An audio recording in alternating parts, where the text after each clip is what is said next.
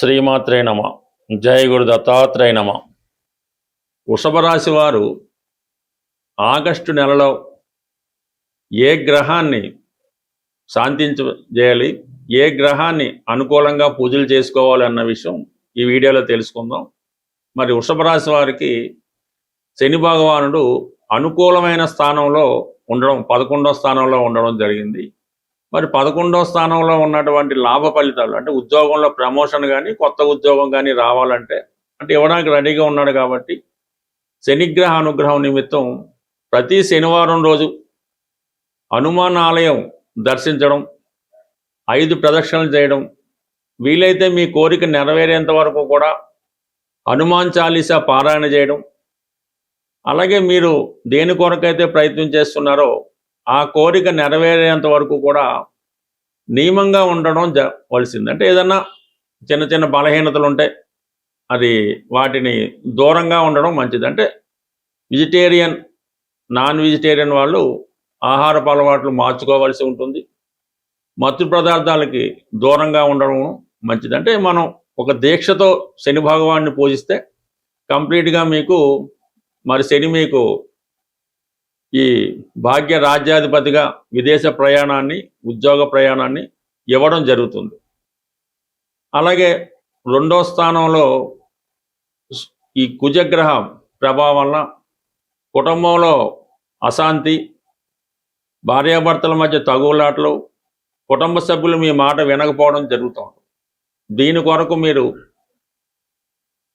సుబ్రహ్మణ్య స్వామి వారిని బుధవారం రోజు లేదా మంగళవారం రోజు, అంటే మంగళవారం కుజునికి ఇష్టమైన రోజు కాబట్టి, బుధవారం ఎందుకు చెప్పామంటే బుధుడి యొక్క రాశిలో ఉన్నాడు కాబట్టి మరి ఆ రెండుకి పడకపోవడం వల్ల ఈ చికాకులు వస్తుంటాయి. కాబట్టి మరి మీరు ఆ మంగళవారం రోజు సుబ్రహ్మణ్య స్వామి వారికి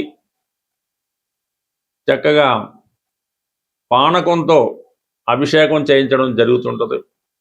లేదా వెంకటేశ్వర స్వామి ఆలయాన్ని దర్శించుకొని స్వామివారికి చక్ర పొంగలి ఏదో ఒకటి నైవేద్యంగా పెట్టి పూజించడం వల్ల ఇంట్లో కూడా చేసుకోవచ్చు. దానివల్ల కూడా మీకు కుజగ్రహ అనుగ్రహంతో ఈ కుటుంబ సమస్యలు పరిష్కారం అవుతాయి, ఆర్థిక సమస్యలు కూడా పరిష్కారం అవుతాయి. ఇంపార్టెంట్గా మంగళవారం నియమంగా ఉండవలసి ఉంటుంది. ఇక గురువు 3వ స్థానంలో శుభగ్రహం అనుకూలంగానే ఉండడం జరుగుతుంది ఇంచుమించుగా. రవి కూడా 3వ స్థానంలో బలంగా ఉన్నాడు. బుధుడు కూడా 3వ స్థానంలో ప్రవేశించాడు. కాబట్టి కంప్లీట్గా బుధగ్రహ అనుగ్రహం పొందాలంటే బుధవారం రోజు వెంకటేశ్వర స్వామి ఆలయంలో తులసిమాల ఇచ్చి అర్చన చేయించుకోండి. లేదంటే గురువు 3వ స్థానంలో ఉన్నాడు కాబట్టి ఏదైనా మీ యొక్క ఇష్టదైవం గురువు ఆలయం దర్శించండి. ఇప్పుడు గురువారం రోజు అంటే ఏ గ్రహం అనుకూలత కావాలో మనం ఆ గ్రహం యొక్క రోజున ఆ దైవాన్ని పూజిస్తే ఆ గ్రహం అనుకూలిస్తుంది. మనం పూజించిన రోజు మాత్రం కంపల్సరీగా మీరు నియమంగా ఉండవలసి ఉంటుంది. రవి 3వ స్థానంలో మంచి ప్రోగ్రెస్ స్థానంలో ఉన్నాడు కాబట్టి ప్రభుత్వంలో పని కావాలన్నా, ప్రభుత్వ అధికారులు అనుకూలంగా ఉండాలన్నా రవిగ్రహ అనుగ్రహం వెరీ సింపుల్. రవిగ్రహం చాలా సింపుల్గా మనకి ఆదివారం రోజు పరిహారం నియమంగా ఉండడం, ఆదిత్య ఉదయం చదువుకోవడం, ఆదివారం నియమంగా ఉండడం మీకు చక్కగా సక్సెస్గా 3వ స్థానం కాబట్టి ప్రారంభించిన పనులు 100% పూర్తవుతాయి. ఇక ప్రధానంగా వృషభ రాశి వారికి శుక్రుడు ప్రస్తుతం సెప్టెంబర్ 2వ తారీఖు వరకు నీచలో ఉన్నాడు. కాబట్టి ఎక్కువగా మీరు శుక్రగ్రహ అనుగ్రహం పొందవలసి ఉంటుంది.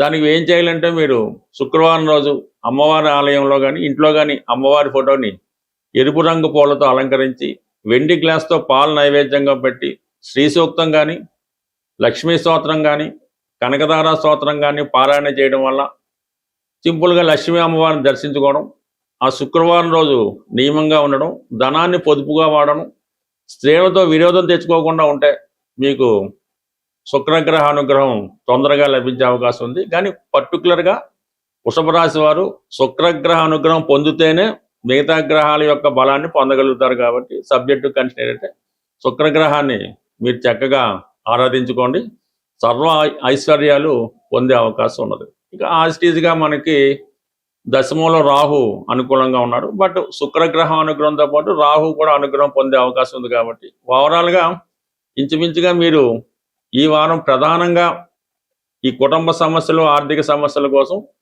కుజుడి యొక్క పరిహారం చేసుకుంటే శుక్రగ్రహ పరిహారం చేసుకుంటే ఆటోమేటిక్గా ఈ నెలంతా కూడా మంచి అదృష్టంగా మారే అవకాశం ఉంటుంది.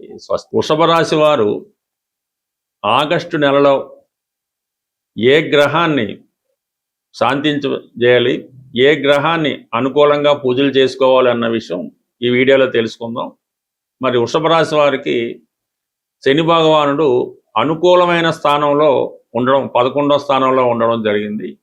మరి 11వ స్థానంలో ఉన్నటువంటి లాభ ఫలితాలు అంటే ఉద్యోగంలో ప్రమోషన్ కానీ కొత్త ఉద్యోగం కానీ రావాలంటే అంటే ఇవ్వడానికి రెడీగా ఉన్నాడు. కాబట్టి శనిగ్రహ అనుగ్రహం నిమిత్తం ప్రతి శనివారం రోజు హనుమాన్ ఆలయం దర్శించడం, 5 ప్రదక్షిణలు చేయడం, వీలైతే మీ కోరిక నెరవేరేంత వరకు కూడా హనుమాన్ చాలీసా పారాయణ చేయడం, అలాగే మీరు దేని కొరకైతే ప్రయత్నం చేస్తున్నారో ఆ కోరిక నెరవేరేంత వరకు కూడా నియమంగా ఉండడం వలసింది. అంటే ఏదన్నా చిన్న చిన్న బలహీనతలు ఉంటే అది వాటిని దూరంగా ఉండడం మంచిది. అంటే వెజిటేరియన్, నాన్ వెజిటేరియన్ వాళ్ళు ఆహారపు అలవాట్లు మార్చుకోవాల్సి ఉంటుంది.